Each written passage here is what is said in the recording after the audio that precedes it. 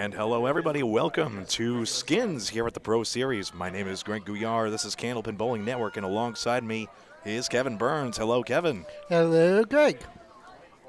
So would you believe I seem to be the world champion of having the world's flu for some reason, so my voice isn't the best it is, but looking forward to bringing you all this action as well.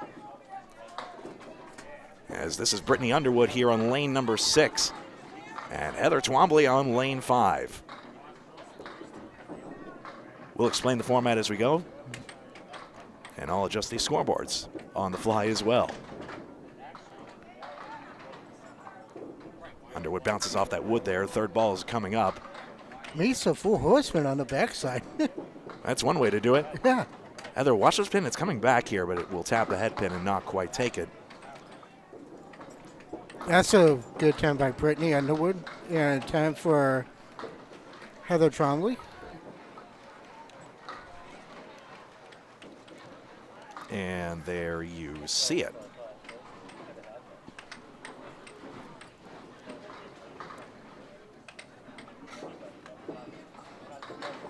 Underwood was the mixed doubles champion with Tim Douglas when that format was at 1-7-10 Augusta, which it will be again this year. That will be the next event, in fact, in January.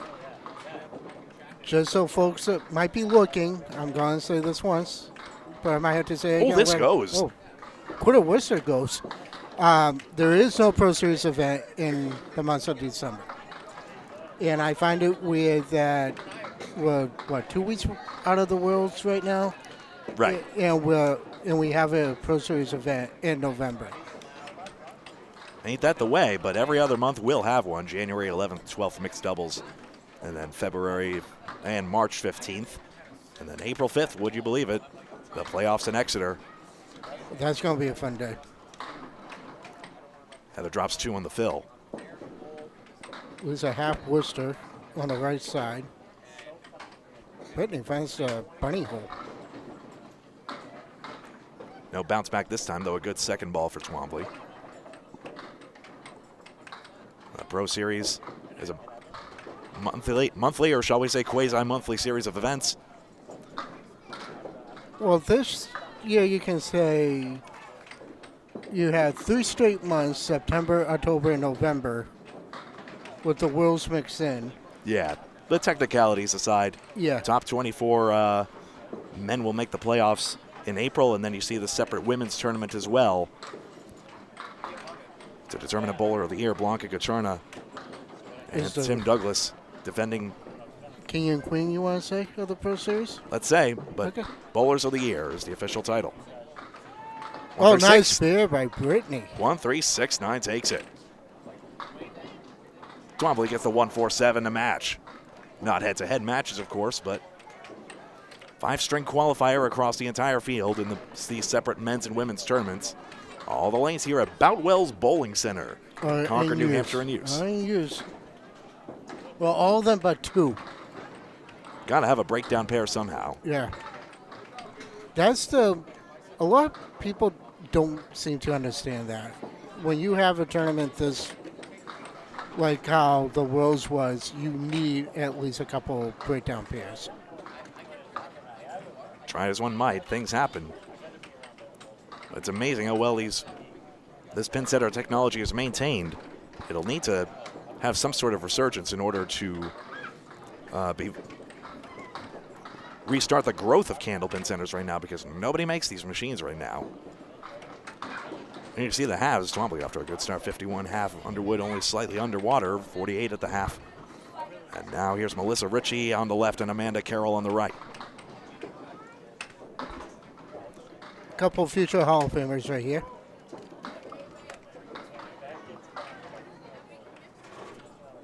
Melissa has the women's high single of a 191 at Leo Lanes for record. Carroll, a recent international champion, 4-1 split, 9-pin as well. Ritchie, yes, that's going to spill out, and the 6-pin is all that's left. Melissa won the first event at Academy Lanes back in September. I forget who her partner was, but they were the top seeded team. real gutter ball for Melissa. I don't know if you heard that, do you?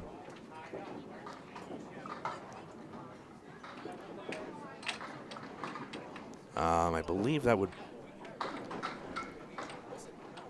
I definitely had it there. Let's put the 9 boxes on the board first of all.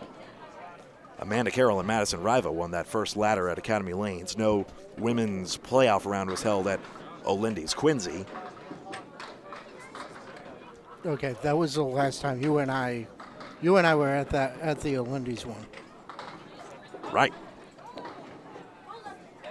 Now this eagle doesn't really bust up for Amanda. Oh, She's strike looking at for 2, 3, Melissa. 4. And a big shot. There you see the strike. When we get to the skins format, I'll probably turn these red and green boxes into, what is it? I'll color code them based on the skins one as well. That's going to be an interesting format. So, Greg, should I explain how skins works? Yes, please, for those who haven't seen the Candlepin Corner show, for example, or the older programs. Okay. Candlepin Skins is just like a regular game. A strike beats a spare beats a 10. However, you can still win money with a 9 or a 10. Each box is assigned a dollar amount.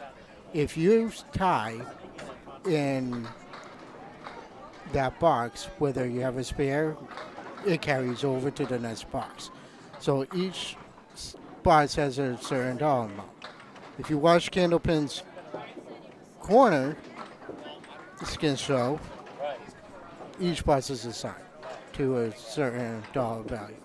But traditionally, the last box is worth up to $100. Now, it's going to work a little differently here, where each box will be the same dollar amount. It'll be $15 in the semifinals and then $100 per box in the finals. That's spare on strike for Melissa Ritchie. And Carroll gets 8. Great start.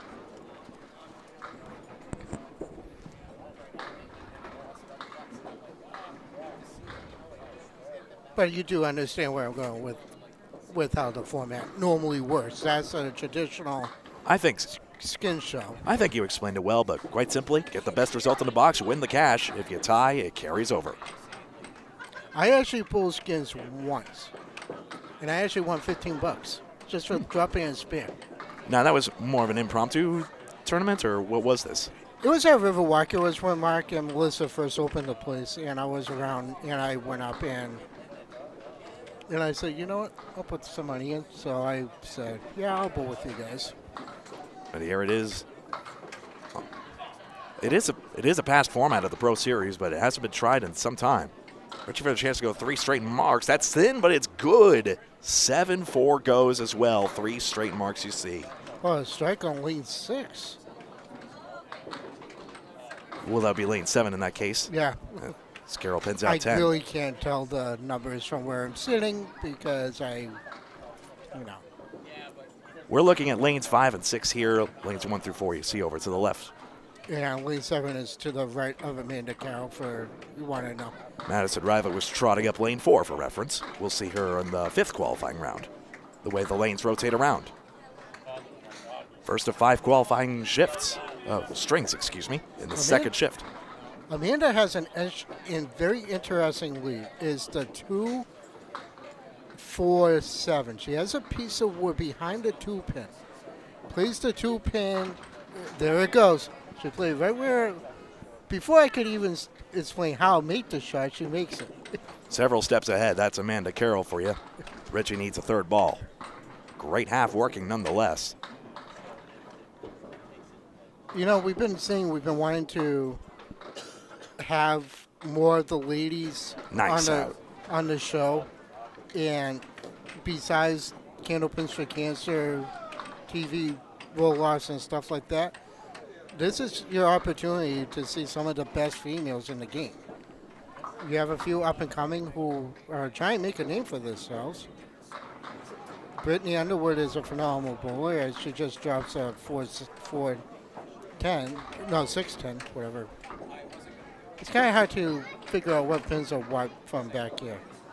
Amanda drops a diamond.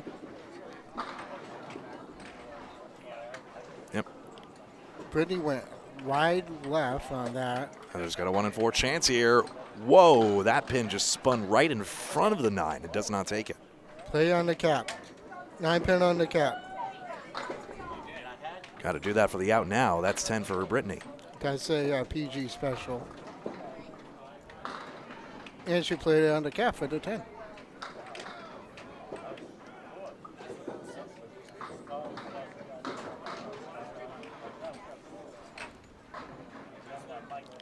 So the next event is at 1710 in Augusta, Maine. That's the mixed doubles.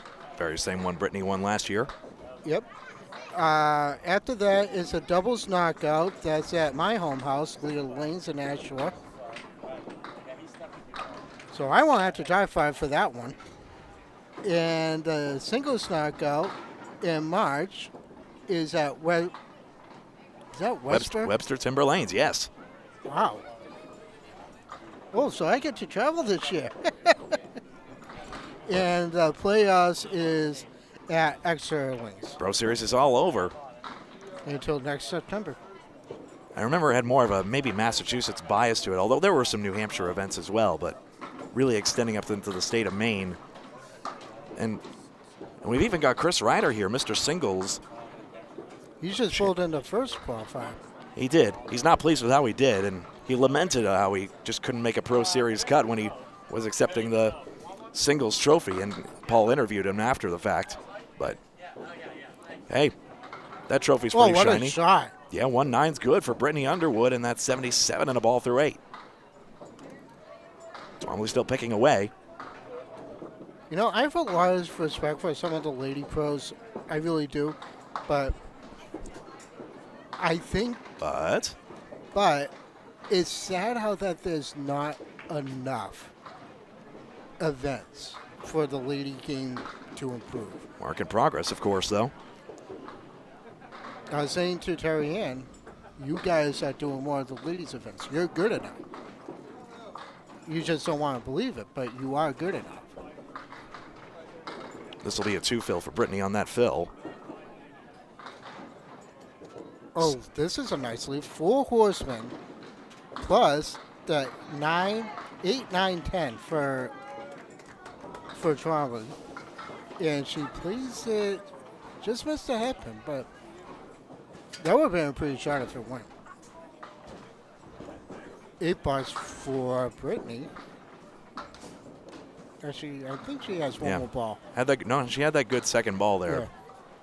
Gets away there. We'll have to score that 4 for Heather, but That's a tough 4. That's a tough 4.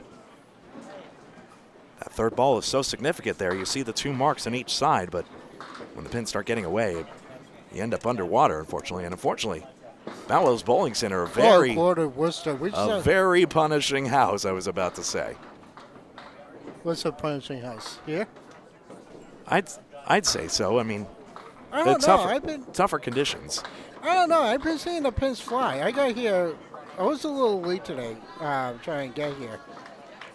And when I was watching the first qualifying, I saw Keith have like almost a perfect game and leads at 7-10 for an 8 bus after 5.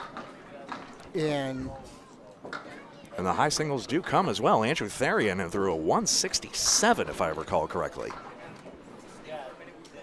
well, big congratulations to him and Becky Hebledell, if you didn't hear that piece of news. I did.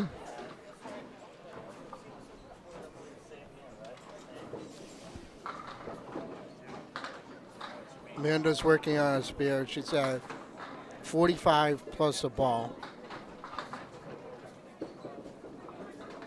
And then how about Melissa Ritchie? Well, what a shot on lane 7. That was the Eagle minus the 6 and 10 convert for a spear. Had those front pins to deal with. Make it 6. If that wood's going to roll, maybe more. Not quite. 6 it is, as Kevin mentioned.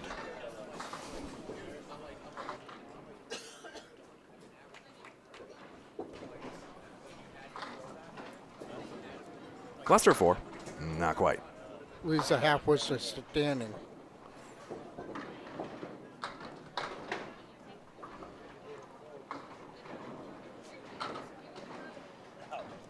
This will go for 9. Well, it's hit, but that's not going to go, unfortunately. Didn't hit it hard enough. The match is not head-to-head, but these are 5-string qualifiers, so the men and women competing separately. Top 6 women will make it through. There will be a women's skins competition. I'm not sure we'll be able to cover it, though Paul should be here later on. Perhaps we could coerce him to set up another setup so we could see that. The women will have 1 round of skins.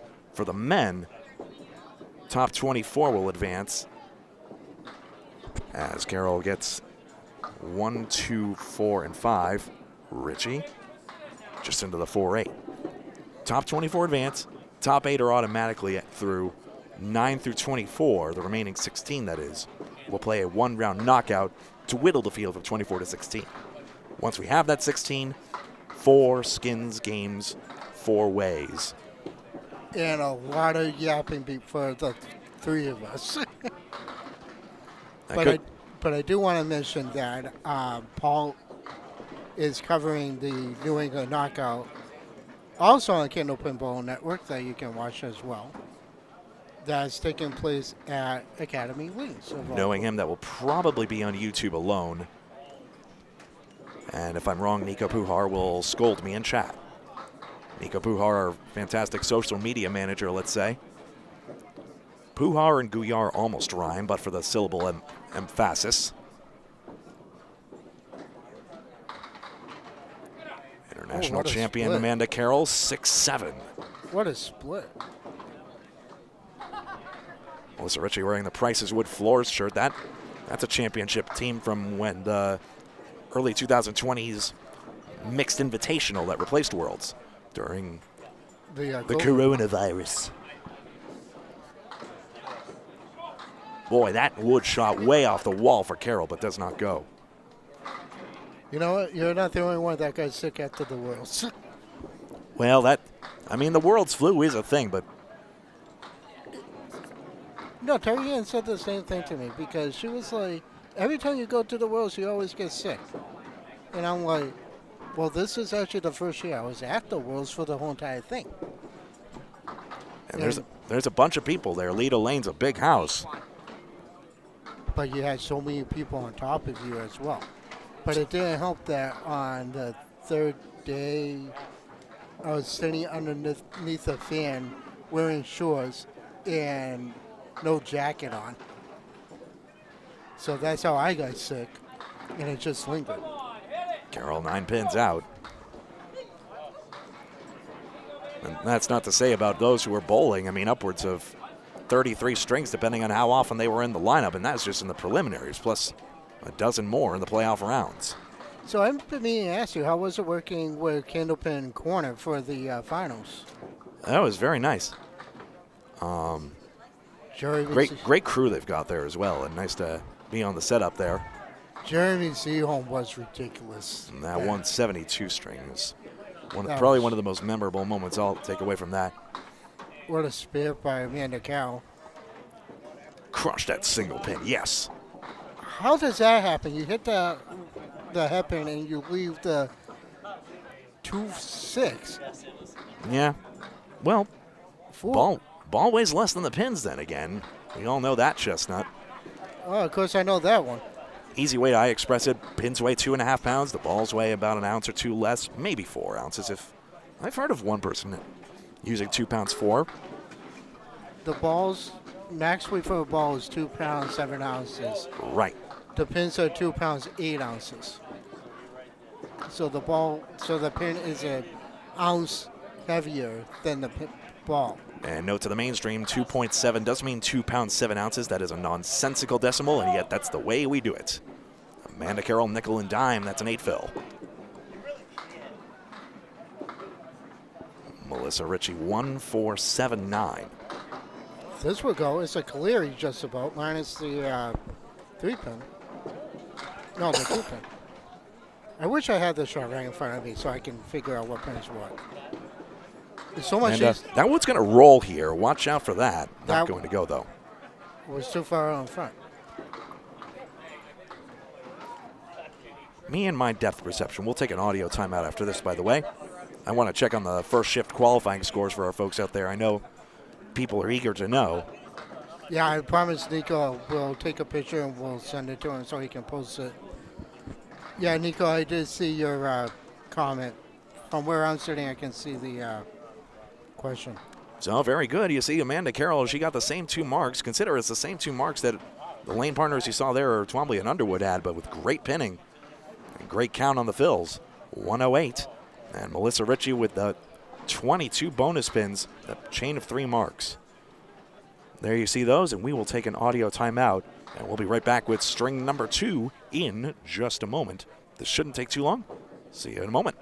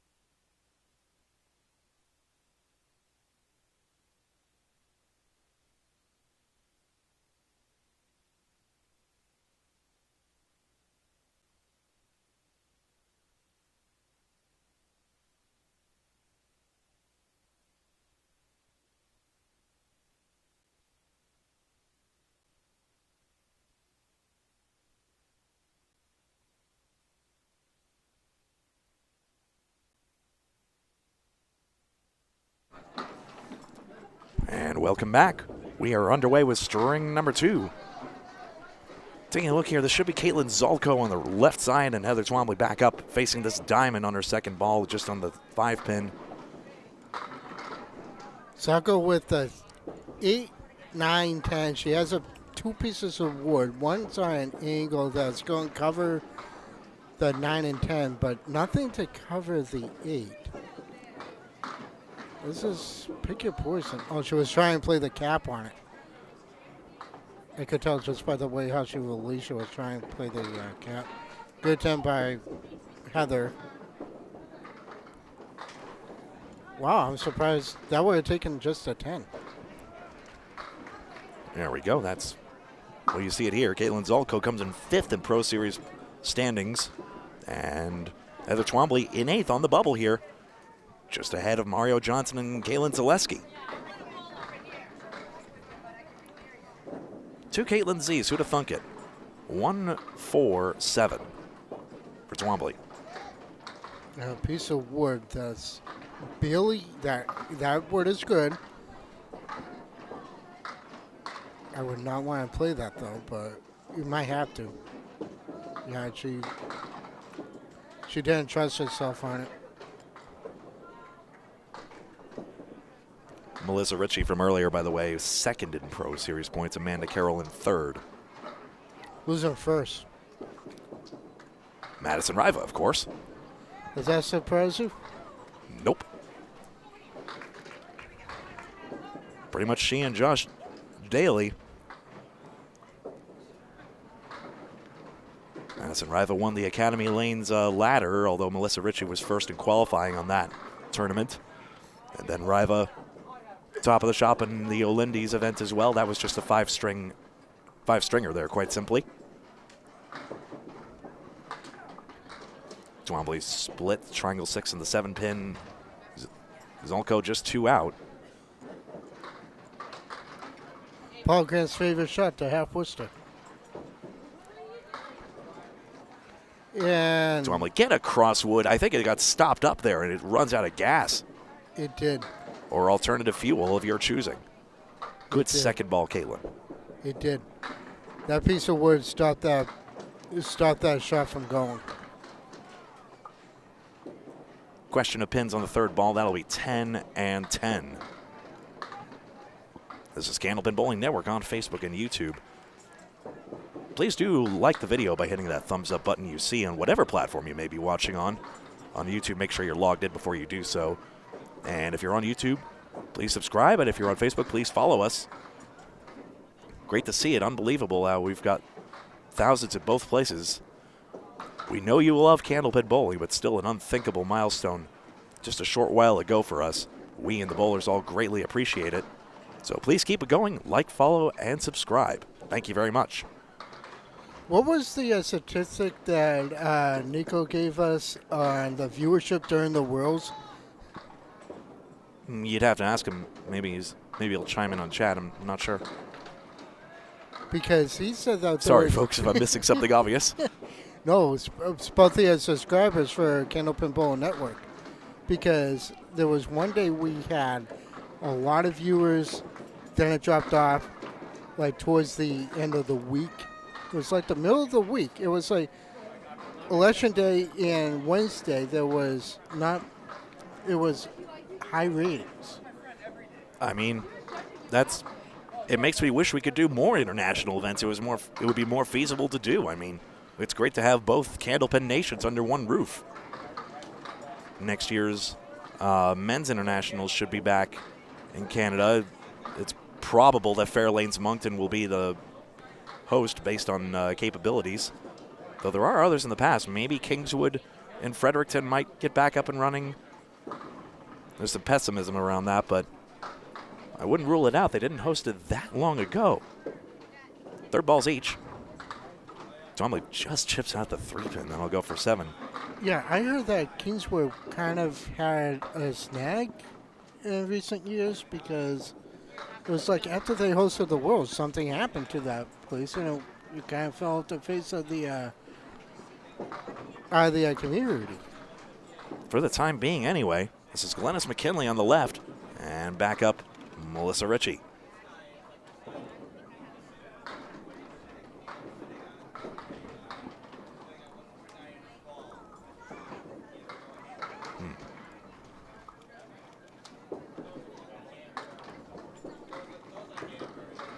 Ritchie. Oh, what a bomb. That is so good, and Melissa Ritchie picking up where she left off. Had that 3-mark flurry in the first half of her last string. Glennis McKinley spread eagle less than 10.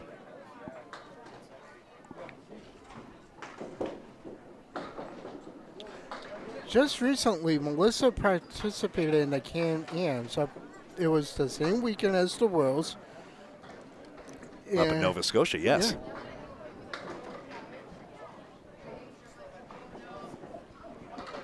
Yeah, Melissa had handball in a professional setting in like 11 plus years or something like that. But now she's making her comeback.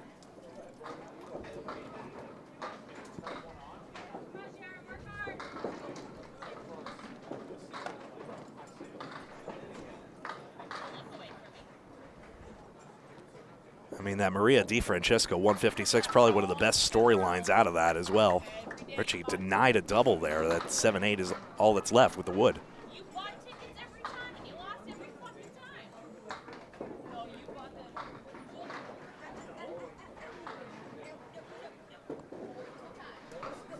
Wood, it deflects the ball away. It doesn't work out.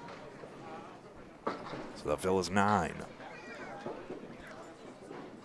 McKinley just a 2-pin out. 5 strings to determine who will advance. Top 6 women will advance. Got a 10 for Melissa. 29 after 2. So top 6 women will advance. Top 2 will be automatically through to the skins game later on. McKinley takes 7. And the 3 through 6 will compete in a 1-round knockout. And then for the men, top 24 will advance. Top 8 through to skins. 9 through 24, the remaining 16, they'll compete in a 1-round knockout. And that'll give them 4 games of skins. Oh, banana split. 6-pin. Now it tips over. Was a banana split. Technically, taking a bite out of that might simplify matters since there's only 1 front pin. Still, that wood's pretty flat in front of the 4. I don't know how to play this. I mean, this is... Trying to use the front wood, and the 7-pin was hit but does not drop. How did that stay up? That was... Beats me. 9-pin Wilson. That one's moving back for McKinley. Glennis is not going to get that either, though. Match is not head-to-head. 5-string qualifier to decide who moves on. It wasn't there for Melissa. Another 9. Only first pin left standing for her. McKinley's got an easy route to 10.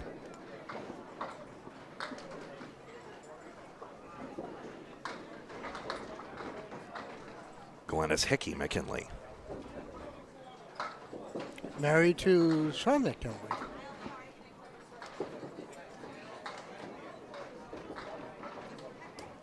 Melissa stomps her foot there. She liked that one. Triangle 6, and that wood is going to get out of the way. As it should. Oh, quarter worser for Glennis. Yeah, we're starting to see that a few times, Kevin, here. We saw it go once. True, we did. It was Twombly, I think, who made that one, if I recall correctly. 10-pin chiseled out. Richie misses that spare.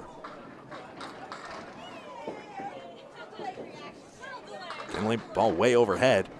This one's a pretty good bid as well, 6-10.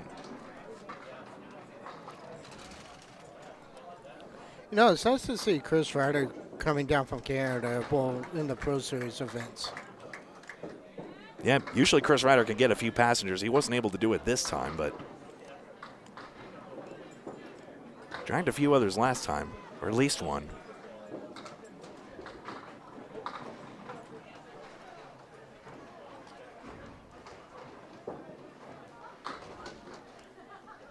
Good pinning by both here. Richie still only left the 1 pin standing.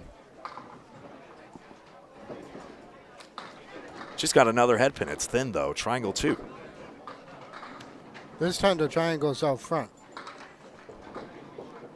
4-7-10 for McKinley with interesting wood here.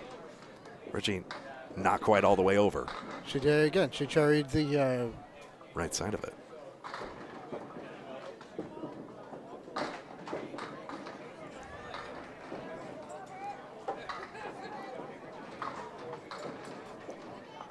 Third ball's for each. That's the shot. Maybe it would have gone thin anyway, but another 10, and Melissa Ritchie, 1 mark 58 half. And 8 for Glennis McLean. And there you see the 44 in this 2nd of 5 qualifying shifts in this 2nd of 2 shifts. Weren't able to join the first one, we regret. Well, somebody didn't get here on time. I mean, I know you had a longer ride than I did, but... Alas. I knew it just wasn't going to happen, unfortunately, still with me under the weather, but great to be here all the same here at Boutwell's Bowling Center in Concord, New Hampshire. I was surprised Bob Lee made the trip up to our academy last night to cover the Friday night game. He lives in Western Mass. Everywhere's a trip for him. Our executive producer here at Candlepin Bowling Network. Twombly's got a spread eagle less than 10. Zalko splashes out 8, 1-2. Oof. Second object pin, but Twombly still can't unsplit that. So here it is Spare. It's the weekend before Thanksgiving. And Bob Lee. That's a 10, by the way. 3-6-7 goes, and she finally does figure that out. Great shooting. And Bob Lee had to post a picture on Facebook yesterday of snow outside his house. Wow. And I was like, gee, thanks, Bob. Snowy conditions here, though. Here in New England, it looks like we haven't gotten a lot of. I think we were on a streak of maybe 4-digit days without snowfall exceeding 4 inches.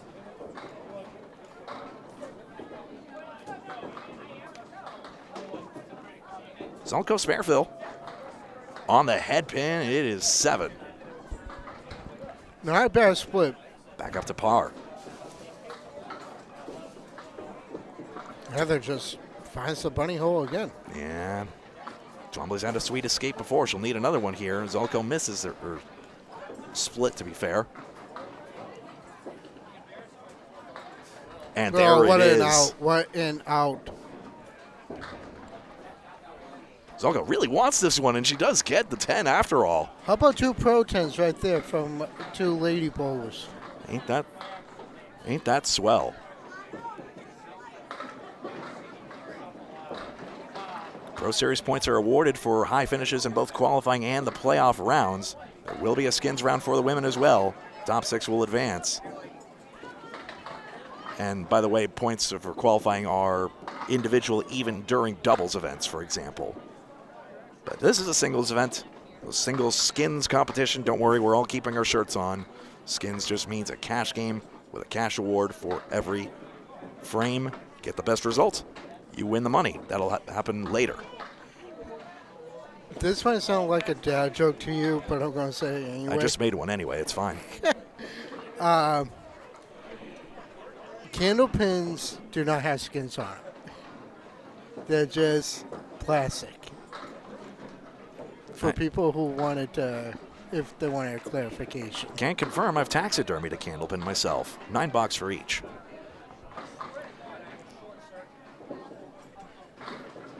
So, Greg, I want to ask you, did you watch Paula Grant's coverage of Jenny Rose award ceremony? I did tune in for that, I tell you. Quite incredible. I mean, she got a hero's welcome as soon as she walked in through the door. Steve Reno was actually the first person to point a camera at her. You know, he's really stoked for this moment here. 210 by Jenny Rowe, the new ladies singles record out of Ryan Family Amusements in Millis. And she's just an average bowler like yourself and like other people. I love the Fox commentator. She's not a pro bowler, she's a nurse. Just to make that absolutely clear. But you know what? She bowled like a pro that day. And Yeah. I saw the video of that string, and she was on. You all can watch it out there on Outrun the Bear on YouTube. Thanks to Danny Fenn for that post. Yeah, and the Ryan Family corporate as well for letting us see the surveillance video. It's a mute video because it is the CCTV feed, but you can see it there how a rather pedestrian 9-box. I'm not going to say he's not here. I'm not saying it. We'll move swiftly on from that, won't we? Oh, boy, trapezoid or whatever you call that for Zolko. How about double parallel? Oh, what an out. What an out. Yeah, the second ball. But it's amazing how a pedestrian 9-box becomes something quite extraordinary, and you can see the facial reactions of everyone there when you watch that video on Outrun the Bear. I was watching it, and she really didn't have a bad ball going down. A couple of 9-boxes, but other than that. One stolen strike as well, technically, but 210. She was on it basically all the way otherwise. And she was average her first 2 strings. And then she comes roaring back and throws a 210. Simply and incredible. And she didn't even break 300 with that 210. Well, it didn't break 400 for the triple. That's right. Yeah. But you know one thing, she's going to get the high single for that league. You think? On both sides, men and ladies. Gotta. Oh, boy.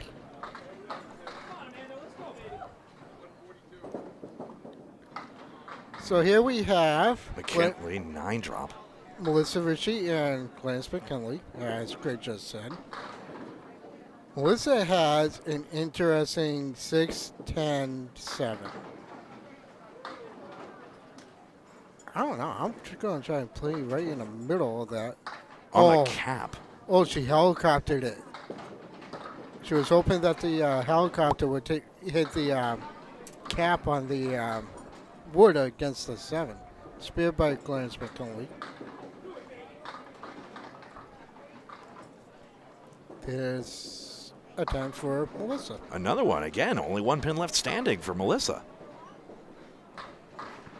Ritchie 68 through 6.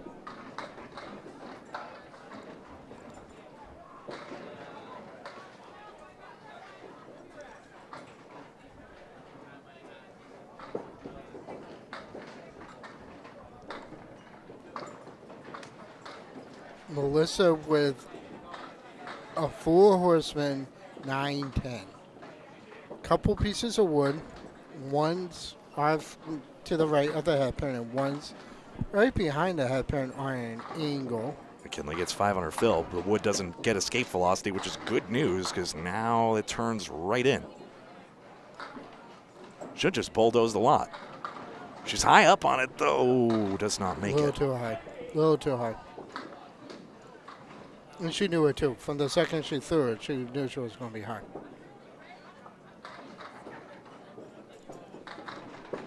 That's a good out, all told. That's going to be 9 for Melissa.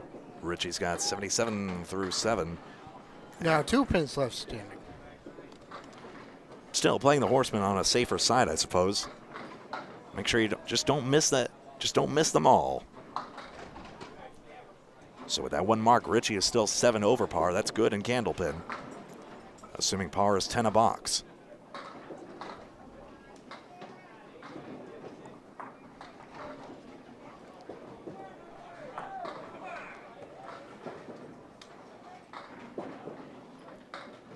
Five, 7, 10. Hell yeah, Nico Pujar getting the social media engagement on our shorts.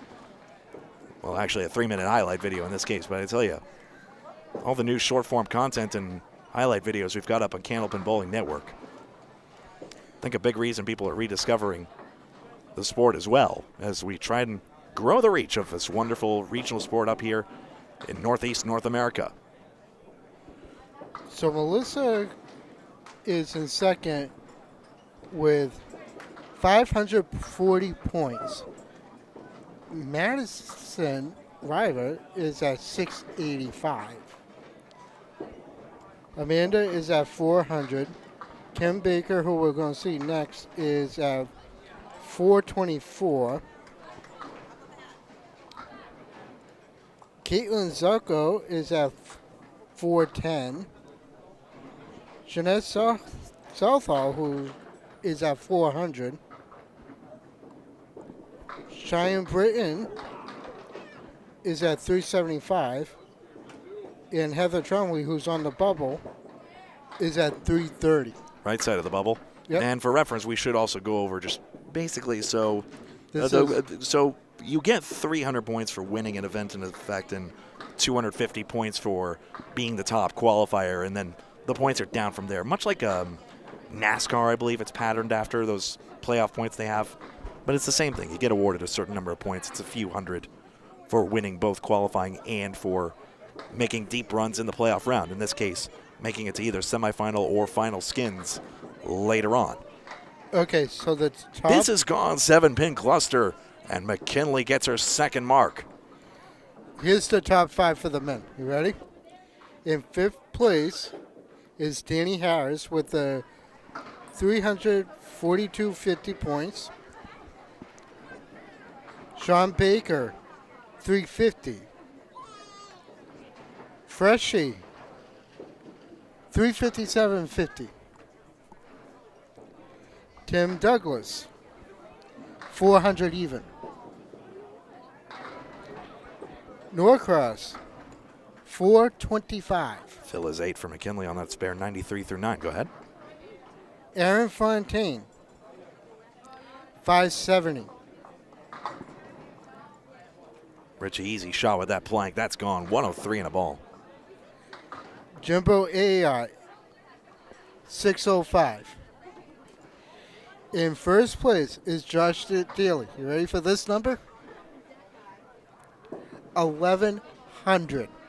Yeah, winning everything ever. Top in both qualifying shifts in both Academy lanes and O'Lindy's. And then winner of both events. Doubles alongside Jimbo Ayotte and singles, defeating a Fontaine brother in each case. Yeah, 5 fill for Melissa Ritchie at a 108. And there you see it, 2 marks each. So it's not head-to-head, but it's interesting to note the pinning difference there and how that makes a difference as well. But another great triple-digit score for Ritchie that we see here in this 5-string qualifier across the entire field. Now, looking here, it looks as though we actually might get immediately set for string number 3. So we're just going to get ready. Give you a quick glance at this, folks, and then I'm going to take this away, and then we are going to get started. So I'm not even going to break the audio here, so no rest for the wicked. I thought it was no rest for the weary. I cross-references all the time. Okay. This is Jeanette Southall on lane number 5. Currently in 6th place on the right side of the bubble.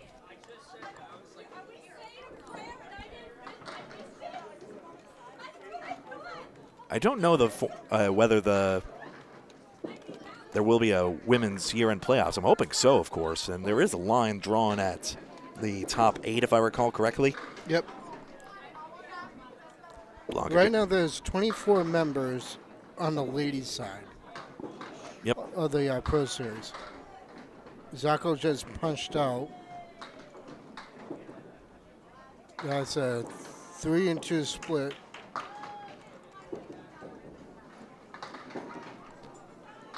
Oh my goodness. What an offer. Southall with... That's an important second ball. Grabs pins. I believe Kim Baker is coming up next on lane 5. I'll check in on that. Yeah, it is Kim. Kimba. Oh, what a 10 by Jeanette.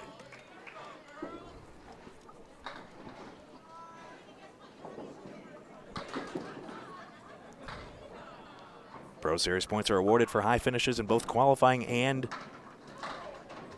in the playoff round to come, in this case the skins round, or for apparently being named Joshua Daly. Shall we just give Joshua Daly the points? Yeah, today's a new day, though. He doesn't win every episode of Skins. I watch Candlepin Corner just like you do, Kevin.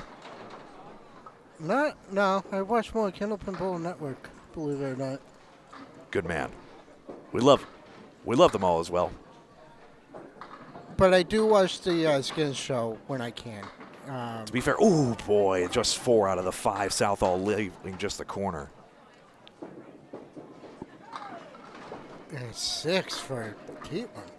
No question about this. We've got quantity covered. No offense to Corey and Jordan.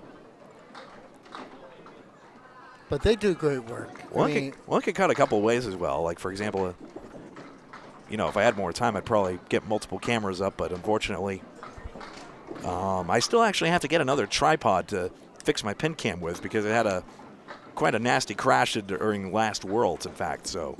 Yeah, I was trying to get that out of you at the Worlds, and you didn't want to talk to me about it. I mean, can you blame me? But then again, yeah, the leg was terribly warped and everything. But we got it to fix. But Bob Lee, if you're listening to this, I think it might be time to put that thing to pasture. I'm so sorry.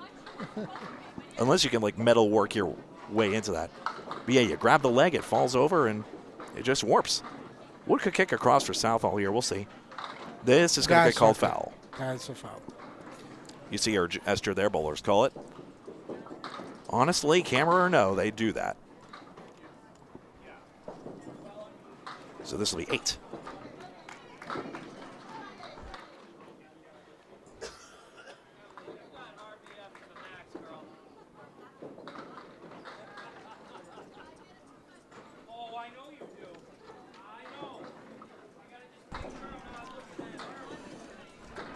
Zalko, box 4. Galen gets on the 3-pin on this one, 4 horsemen and the 9-pin. AKA the Cleary. For Bob Cleary out of Massachusetts. Diamond left side to Southall. Those tricky diamonds, only 1 in 4 chance to convert. How many times have you made the diamond? I think I have enough fingers to count. Okay.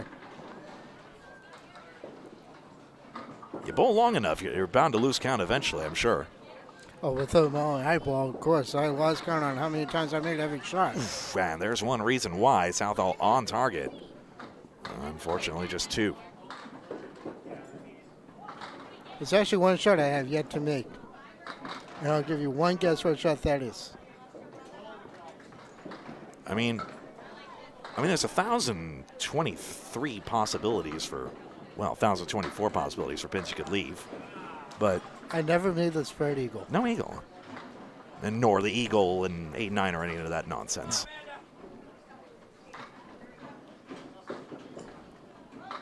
Galen crushes this one, 5-pin alone. The king pin, how many quarter whistles is that now? It's like every... Chat, you keeping track? I don't know. There's got a lot of bowling to come, to be fair. This isn't a memory test, but we've seen a lot, that's for sure. Oof. And we've seen it go once. We've seen it 4 times and it only went once. Just make it into a half whistle. Get them one at a time. Southall's been recovering well to this point. Needs a big 3rd ball to stay on that track. Shading to the left to avoid the curtain and gets a 6 out of it. So half the pins on the 3rd ball. Pretty good out for what's left. And you see the scores there. And here is Ken Baker.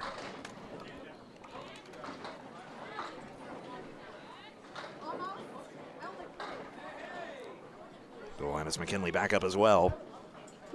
Kim Baker, my favorite statistic is the fact that she and Sean Baker both came in 2nd in qualifying at O'Lindy's Quincy. That's a delightful statistic.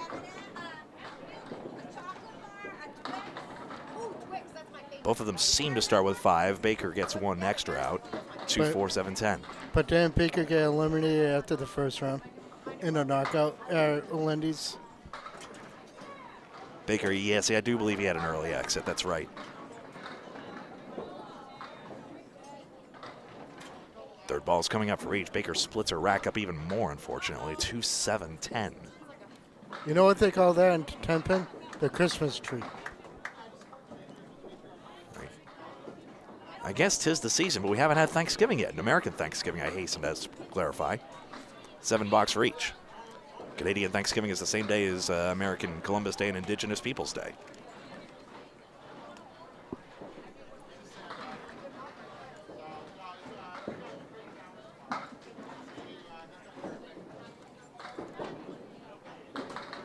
This qualifier is going to be pretty much women's coverage nonstop for the qualifying. Thanks, Troy, for your question. But the men surely will play more of a starring role in the skins rounds to come. Though after completely snubbing the women during the Academy Lanes coverage, I'm very glad that they happen to be on our featured lanes for this one. But we didn't snub them that much at O'Lindy's. We had a good mix, if I recall. Correct me if I'm wrong. Just the luck of the draw, we plunk our camera down and see who comes in front, and to our delight, there you see who we have. 9 and 9 for each. I'm actually surprised that you plugged yourself right where I was when you first walked in. I mean, this is a nice view. I mean, and I gotta thank the Pro Series organizers for that. Dave and Allie Barber, Nate Lees and Lori Lewis, and Nick and Samantha Zuffalato for all they do, and coordinating with us as well to make this coverage the best it can be. Even when the camera shakes from time to time, it's just the way it is. But they advise that the semifinals and finals should be on this side, so should be a great event coming up in just a moment. oh, look at this. Look at that. I wonder if this has play for Baker. She's on the inside of this, but the wood isn't looking at the 7-pin enough, and it won't go.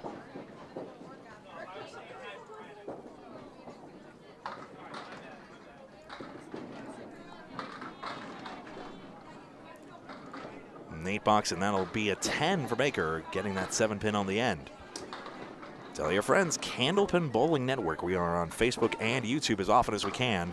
Sometimes only YouTube, and most of our social updates are on Facebook, so with apologies for the disjointedness, you'll want to follow us at both places. Like and follow us on Facebook, and subscribe on YouTube to Candlepin Bowling Network.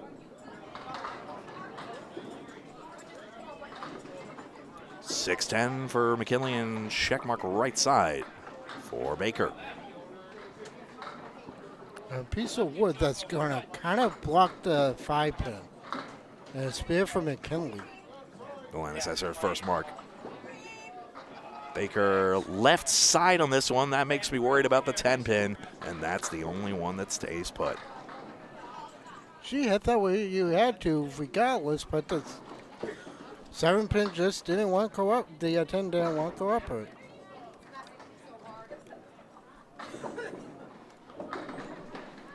9 box for Baker.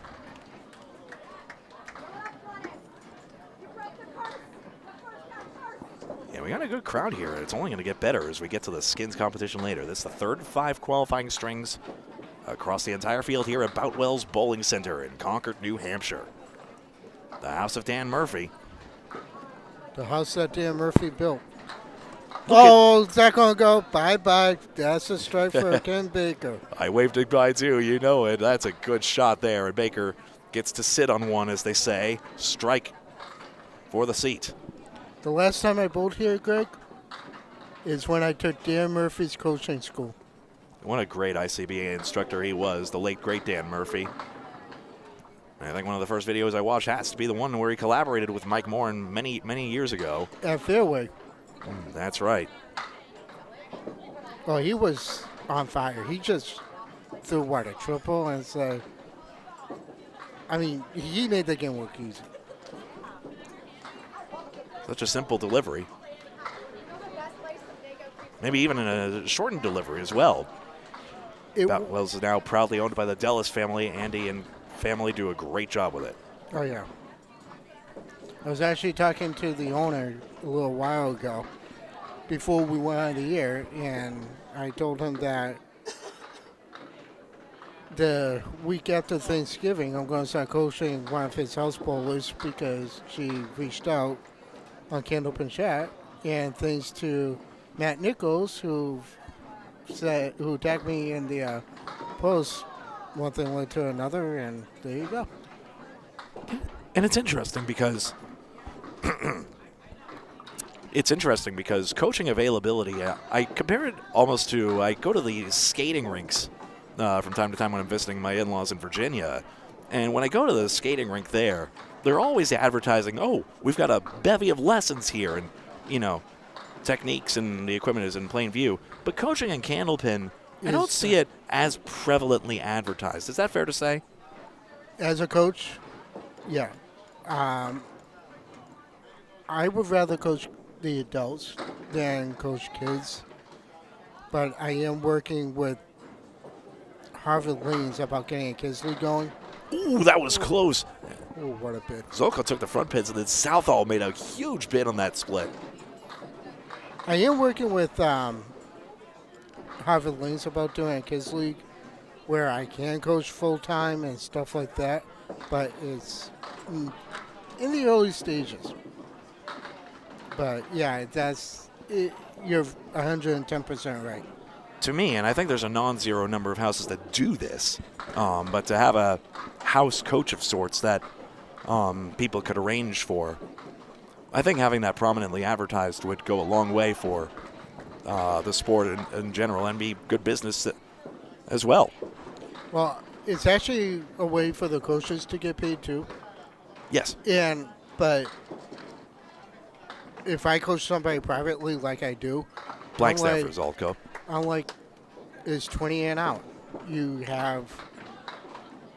get the first day I come in, observe. I did it with Rich Lerman, and look what he did. He ran the North D division in the single store. The Atlanta Candlepin Single Store, yes, the ACST. And he lost in the finals. And And I picked him up for my league, and I was like, you're good enough where you can probably help me out. So he just needs some guidance, and I gave him the guidance, and there you go. Zolko, good count here, and a nice leave.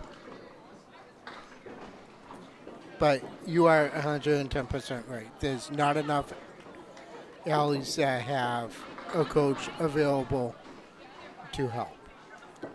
But if you look at Ryan's and Mills. Yes, that goes. The wood is going to tip over. If you look at your home house, which is Mills, right? Yes. Who is the one guy you will go up to ask you to help your game? I mean, there's multiple, but Steve Reno is probably who you're thinking of, right? Exactly. I actually went up to Steve Reno not that long ago, and I said to him, can you help me out? Steve Reno Sr., I should specify. Yeah. Junior is a great bowler in his own right. So I'm like, I just want the. I want to improve my game, which you know, and is. This is still crumpling. Zolko again with good count. But Reno said to me, you learn from one of the best, which happens to be Dan Murphy. And the wood diverges on Caitlin. We saw that robbery caught on film. Call the cops. Oh. I don't know if that was a roadblock or not, but that was horrendous. I mean, it's reminiscent of that Paul Berger shot where the wood diverged on him and during the Channel 5 Live. I mean, that's a Paul Berger shot right there, and it surfaces for Zolko at the worst time when she was having the momentum. She gets her 10 anyway. That was a PG special and a Paul Berger. So you could say a PG and a PB. Sure. Now I'm craving a PB&J, or a fluffer nutter to be more regionally appropriate. Marshmallow fluff, in case y'all aren't aware, in case you're not part of the, educated area of Massachusetts. I'm sorry, couldn't resist the elitism. But marshmallow fluff is just pretty much egg and sugar. And All right, stop. You're making me hungry. I don't think they have mozzarella sticks here anyway. Oh, no. Well, Dallas Pizza. It's a riff on Dallas, the family. No, they got good food here. Might have to check it out here. We might have to. This is a third ball here. Caitlin's going to take a 9, and give her a 107. It should be a lot higher than that. That's Candlepin Bowling. Suddenly have Oh, to what a grind shot for it. by Jeanette. And Jeanette Southall will take a 10 on the end. Not the strength she was after, but that's a great finish there. And she Only just lost said, one pin in I the last showed. 3. Sorry. She said I showed that she was walking back towards Kim Baker. And there we see the scores for Kim Baker and Glennis McKinley. Kim Baker in 4th on the standings, in the Pro Series standings. Glennis McKinley not on the table at the moment. Oh, look at this. What a splash. Get over 8 pin, goodness. At least the wood's in front. I don't know. I think she has too much wood. This might deflect. Am I right? About a few pieces there. Yeah, it could be the Zoltko problem all over again. Since there is that junction, it looks like it's threatening to split apart. She's on the junction, and it does diverge around the 8 pin.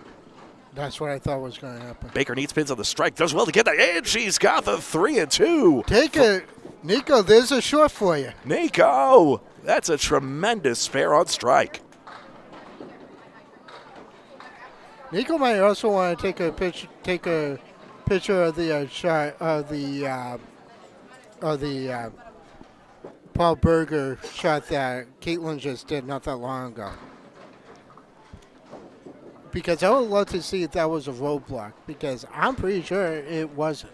Well, if my borderline laryngitis hasn't ruined her content, that is a tremendous 3 and 2 shot by Baker. Deserves a big load on it. Let's see. Got her head pin, and does she ever? The fill is 8 or 9. 8. Not everything comes easy here. Not everything comes easy in life. McKinley could take this 2-2 split as well. Why not? Just saw the inspiration, but she's missed the object. Kim can actually make this. Oh, is it going to take it? Oh, nestled right in front of it. Perhaps with more velocity. That's the harsh reality at times. Blank is right there. McKinley should be aiming left and does. So another thing people want to realize, and I say this all the time when I'm coaching, a lot of people want to know, when should I throw a hard ball, when should I throw a softball, when should I throw a medium ball, and stuff in that nature. You know what I always say? Let's work on your accuracy first, then we'll work on your ball speed. But you also need to learn how to aim. Not every piece of wood is going to be your friend. Sometimes the wood is your friend, sometimes it's your enemy, and we've seen it twice where it's been your enemy on two different spirit weeks. Ain't that the truth? 10 pin's not going to wilt for Baker. McKinley. Just missed the object. Yeah, at least a pin behind, so it's not a tenable leave. Baker just chipped through the 3-pin, not the one you want to take out there. That's tough. That's close to your object pin, but you almost wish you'd have rather taken out the 10 in that situation.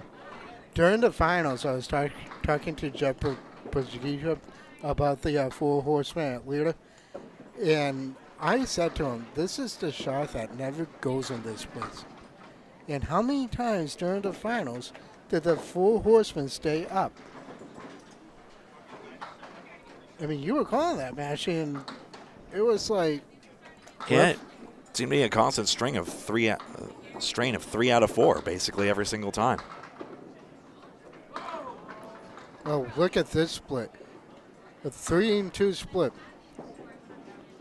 4-7 on the left and a spread eagle. By the way, it's not your imagination, folks. There are little dark rings around the red stripe on the pins as well, so... Oh, what a shot by... Hey! What a shot. And another 3-2 split conversion, this time by Glennis McKinley. Baker plays the object, gonna get anything off the wall. Oh, that's a 1% chance on the eagle going, but... That stat is by Bob Lee here at Candlepin Bowling Network, and she gets a 10. That's a very, very pro 10 right That's there. well pinned again. 2 marks for each of them in this non-head-to-head matchup. 3rd of 5 qualifying strengths to decide who goes on to the skins round. Top 6 ladies advance, and top 2 have a bye, and in the larger gentlemen's field, top 24 will advance there. Glennis puts 6 on her mark. 6, yep. Oh, jeez. Well, hey, it's consecutive numerically, 6, 7, 8, 9, 10. Oh, boy. Run it down. Yes, McKinley's got back-to-back. All right, that proves my point. The 4 horsemen can go, but it's not as easy as it looks. Nice offer by Baker. Leaves the 7. Thought she had the idea there, but the pin probably deflected the ball away so it doesn't drive through for the 7. Now it goes for 10. A 111 for Kim Baker. Again, we appear to have the slowest lane here, so that's good news for you folks watching out there on Not Candlepin good. Bowling Network. Not for us. Non-stop. Oh, I'm here for the grind. Oh, yeah. Let's So go. am Last ball, McKinley. It's a good one. The fill is 8. 113. She beats Baker by 2 pins. As it happens, not head-to-head matchup.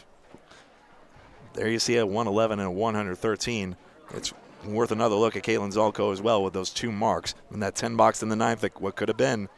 But that's a good shooting as well. That should have been a spear. And we'll see Jeanette Southall want some redemption in string number 4. That's coming up in just a moment, and I think everyone's going to move, so I'm just going to update the scoreboard. Just keep going. We have Alana Brown coming up, and I don't know who she's bowling with. Oh, she's bowling with Alicia Kelly.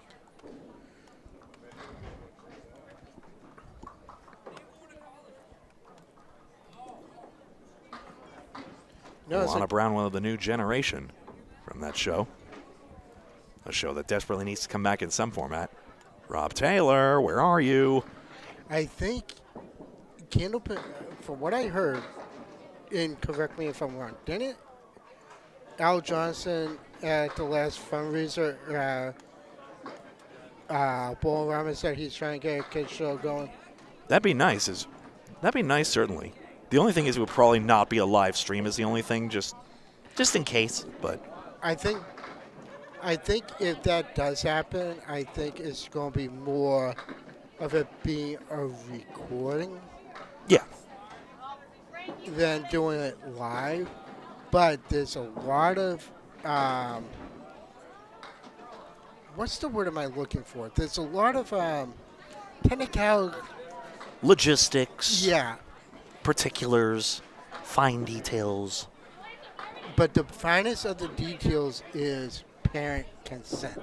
Yeah, That's where it's going to get really, really tough. I mean, you just have to be careful. I'm sure there's, and of course, American child protection laws, I'm going to be honest, I think are a bit paranoid, honestly, because child safety is everything, and at the same time, I don't want to bubble wrap them either. But absolutely, I think we should do a recorded show, and I'm sure there's some way to negotiate that. But it's just trying to find the right bowling alley to be the host lanes. That's the problem. Because Candlepins for Cancer, I have a feeling it's not going to go back to Luda. That I can see. But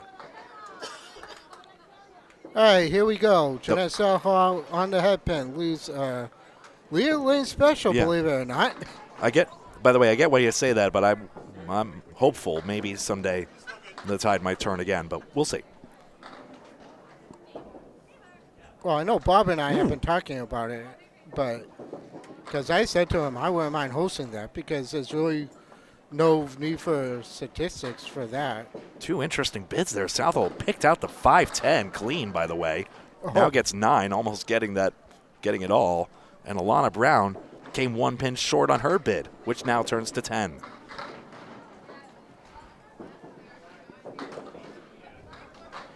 Alicia Cowley coming up next in lane 5. Kim Baker, of course, will be on lane 6 next. I think Nico just made a post about Just reminiscing about Candlepin New Gen as well, yeah. my favorite event with the New Gen was when we did the pros in the New Generation. Spread Eagle, Alana Brown. And believe it or not, I actually made my pro debut with that very exact event. My favorite has to be old versus new, which we had recently. Tilt over, 9 what a pin. nice. Into the 8. Brown's Is it going going to go? How you doing? Just leaves the. Is that the 3? Yeah, that's the 3. Just leaves the 3 pin. Nice bid on that eagle by Alana Brown. And another 10. Yeah, 20 Ryan, out to 2. curiously, Ryan Southall walked over in that very moment just to see that. He should be in the field as well, and he's sniffing around. He's in the 16th. Ryan is 16th place in the standings. Jeanette is 6th. Oh, look at this. Nice fill. And nice leave as well, you think? Should we say it? Casey, where are you? We got a banana split for you.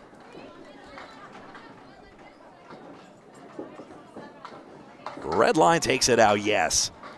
Jeanette Southall back to back. Wow, Brown is going to go. Nice offer. Not enough to carry the piece of wood to take out the other 2.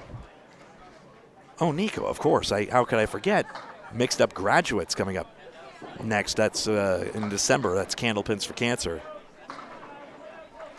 Let me remind myself the exact date. I believe it's a Sunday, I'm certain. You want to explain that one to me? I didn't even hear about that. December 22nd. Oh, right before Christmas? 8 Prodigy Bowlers. Not to step on Brownswick Bowling's Prodigy Bowlers Tour, but 8 up-and-comers. We'll be showcasing them here. Southall, great strength, still working. 9 and another plank. We just said Jeanette wanted redemption. She might just get it. Has to get on this plank. And she's got 3 straight, even though it looked like it was going to be another Caitlin Zoltko situation.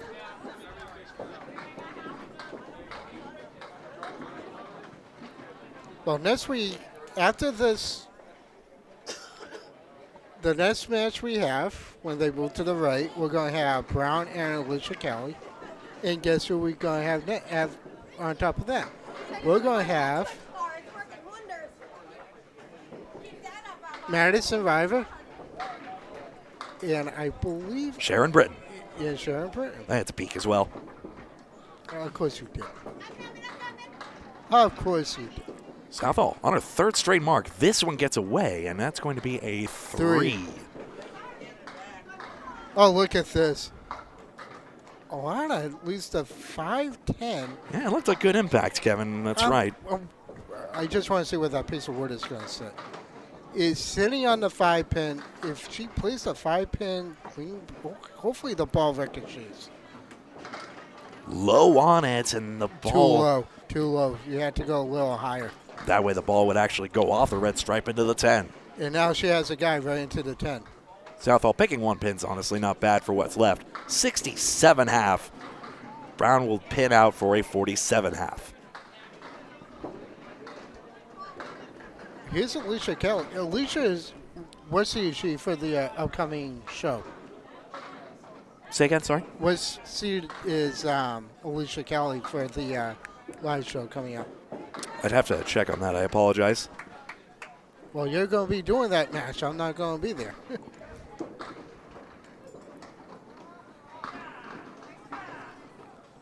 I want to say she's like third seed, something like that. No. Glennis is third seed. I believe Amanda Cal is first seed. Sherelle? Baker's got interesting wood here, 4-7. Don't split up on her, please. Oh, he goes. Good. I thought that was going to split. Let's see. And that's the tough thing with Candlepin Chat, which is a great Facebook group, and thanks for letting me admin somehow, but what I wish Facebook had was some feature for message boards as well, so that threads could actually be there and the information wouldn't all just vanish like somewhere in a timeline, because the search function in Facebook isn't the best either. I'm probably going to have to look at Candlepin Bowling Network. I know I saw it. Okay, so as you know, Alicia Kelly did not make the qualifying. So it's going to be first seed, fourth and fifth seed, Sherelle Keelan at 5:33 going up against Brittany Underwood at 5:29. Glennis McKinley will face the winner of that. She topped out at 5:49. Number 2 seed is Amanda Doobie. They'll face the winner. Amy Doobie, that would be? Yeah, Amy Doobie. Winner of Glennis and the third round will face Amy Doobie. Amy Doobie qualified with a 568. And the number 1 seed with a 576 is Amanda Carroll. No way. Yeah. We saw her earlier in the broadcast.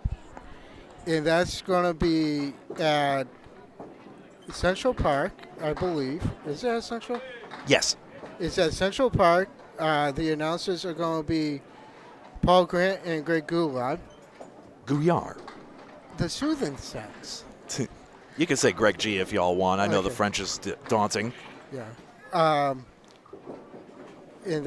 And this is an all. Callie's got it. 6-pin cluster goes. And this is an all ladies event. Yes, it is. I'm surprised Mike Moore isn't doing that one. He normally does the live show. Whenever availability permits. I believe he'll be there for mixed up graduates, but I'll have to check on that. Always a pleasure to get the chance to work with him whenever possible. I worked with him probably once. A longtime great radio broadcaster and Candlepin bowling show host. A couple of them, Stars and Strikes, and don't forget Candlepins for Dollars. Phil is 6 for Callie, 29 through 3. Had some pins get away from her in the first few boxes, but now back up just about par. Can run this down as well. And the 6-pin has other ideas. The 6-pin is saying, no, I'm not going to go. I swear to God, the pins have a mind of their own sometimes. Frequently. $8 and a 9. Those people think, oh, it's the small ball. You're playing the kids' game. Nah. Come here and roll against these tiny toothpicks yourself, and you'll see for yourself. Toothpicks? They don't even look like toothpicks. They look like actual candles. They got the shape there. Well, I wouldn't light a wick on the top of them, I tell you what. That'd probably melt the plastic. Those pins are expensive, too. $48 a whack right now for a brand new white one. And you have about 23 pins, usually 3 spares per machine, if I recall correctly.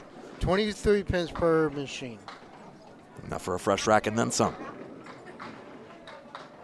Baker, is that going to roll across? Yep. Yes. I was worried the wood would stop it up. Callie's got this one as well, and they both sit down on spares. But to make my point, you ask me this all the time about new pins. Why do new pins tend to slide more? Why don't they fall more? That's because they're not rounded on the bottom. Right. I actually talked to somebody at the Worlds, and they said it actually takes up to almost 5 years for a new pin to get rounded on the bottom. Though I will say one thing. My question is more so, is that new condition, are they too tough in that new condition? Possibly. I think they are. Oh, what a shot by Sharon Britton. Oh. No, that's Madison Riva. Oh. Madison Riva on lane 4 just made the W. Spread eagle plus a 5. Nico, take a shot of that. Do what you're told. And that's in order. Triangle 4. Oh, then the wood deflects the ball away for Brown. Are you kidding me? Alana denied in her quest to get that first mark. Good pinning. She buried that. That should have gone. Now another annoying piece of wood, and it scares the ball away, and that's going to be 7. Wow. I feel bad for her. That should have been. This has been good shooting by all 4 of the bowlers we see here, though. And Jeanette Southall was in the 80s last string. Is on pace to dwarf that. She's on pace for at least over maybe 120, but does not need a mark for 116. Let's see how it goes from here. Madison just filled her mark with a strike. Of course she did. Madison Riva top of the ladies' leaderboard for a reason.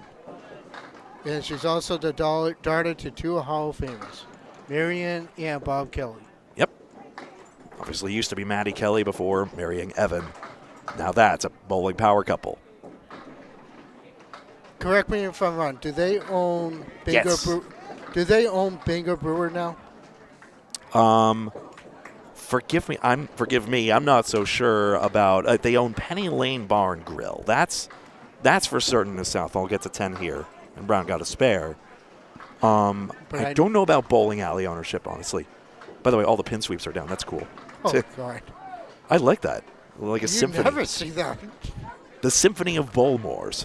And just another reminder that these beautiful machines need a resurgence here. Nobody makes them anymore. We need a pin setting solution in order for Candlepin to grow again. I mean, yes, the marketing as well and all the other factors as well, which we're trying to do our best here well, we are on Candlepin Bowling Network. But still, you need more pin setters or something.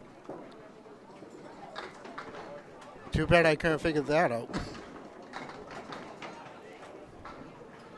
As a mechanic, I should figure that out. Well, building it is another thing. Duckpin has the same problem with their Sherman pin centers, and the rest have turned to strings. Well, 5-pin bowling has been strings forever, as is European 9-pin, but... And the Texas 9-pin just goes with pin setters anyway, because you have to put that red pin in the middle anyway. $8 each.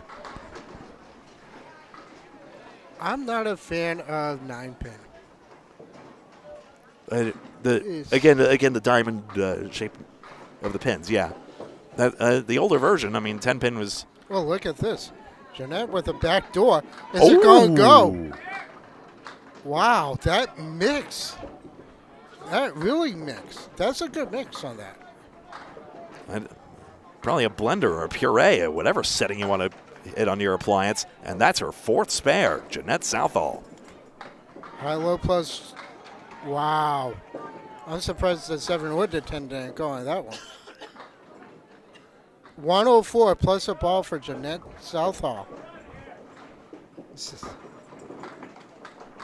And 9 for Alana Brown. 88 out to 9. Slightly below par, but not that much. She's a little under her average, that I know.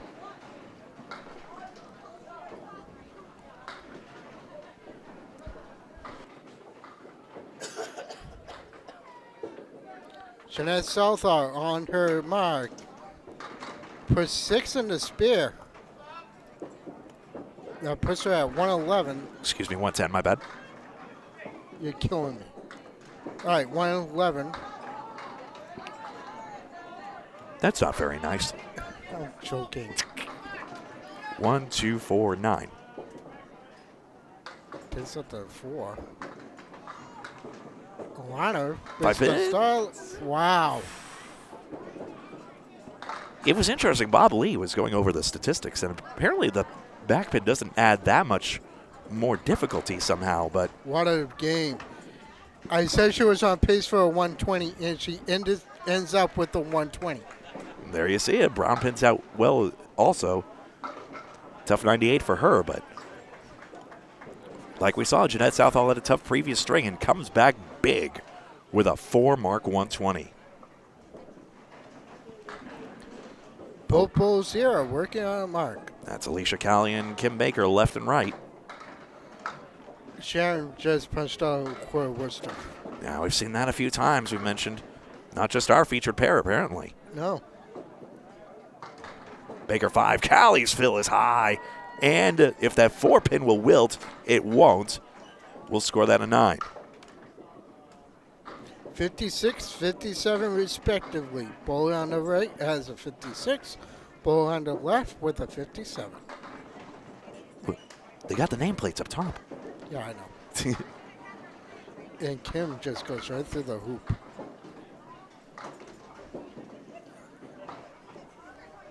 I still better ask Dave, Steve, and Dennis what through the hoop exactly means. I don't know about that.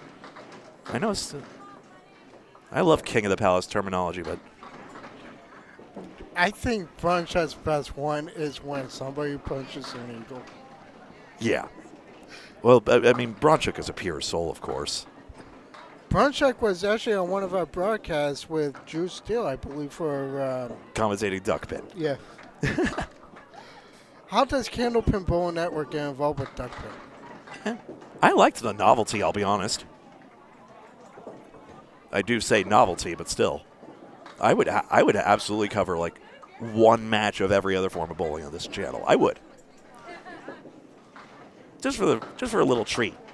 Get over 9, thank you. Baker's got her 3rd. Callie Wood denies her the 2-pinner. That wasn't a roadblock. That wasn't a roadblock. She hit it where she had to. That just did not carry. Yeah. Didn't want the helicopter effect. And she'll take 9. Sorry. 4th of 5 qualifying strings. 1 more to come. Now, you always bowl Candlepin, right? Just about. I've lugged an oversized bowling ball from time to time, and I've played duckpin as well. I played duck pin a few times. There's a few centers here in Massachusetts. Yeah, one of them. Bill Ricka, North Chelmsford. Yeah, the one in North Chelmsford is right up the street from me, believe it or not. Oh, look at this. A full horseman plus the 9 and 10. That's a 4 fill on the spare. She goes wide. Alicia Callie has an eagle plus a 10. And she takes up to 10.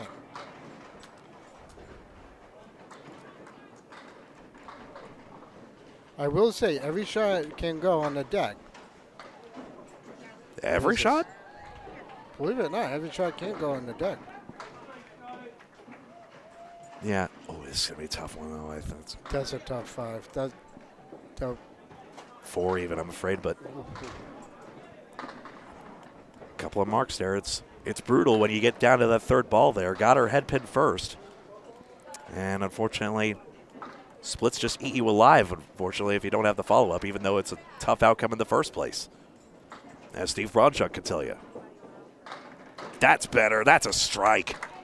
Where was that ball the first time? Alicia Callie with her third mark. She's even saying it. Why didn't I threw that ball the first time and I got an eagle plus a talent? Doesn't matter. Get on the head pin now. Yeah. Got to have a short memory. It's that old chestnut in Candlepin. It's a mind game. And how often do I say that?